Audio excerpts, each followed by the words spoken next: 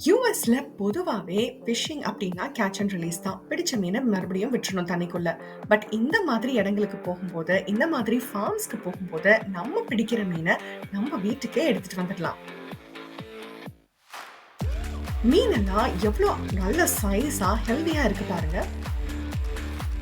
தேவைப்பட்டா ஹெல்ப் பண்றதுக்கு நிறைய அசிஸ்டன்ஸும் இங்க இருக்காங்க.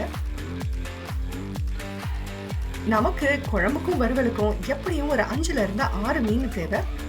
அடுத்தடுத்து பிடிக்கலாம் வாங்க. இது ஒரு நல்ல அவுட்டோர் ஆக்டிவிட்டி. ஃபேமிலியா எல்லாரும் சேர்ந்து என்ஜாய் பண்ற ஒரு ஆக்டிவிட்டி.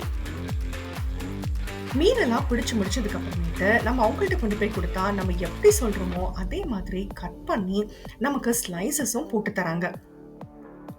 ஒரு நல்ல வீக்கெண்ட் ஆக்டிவிட்டியாவும் ஆச்சு. நமக்கு அடுத்த ருசியான தேன் மாறி மீன் குழம்புக்கும் வறுவலுக்கும் மீனும் ஆச்சு.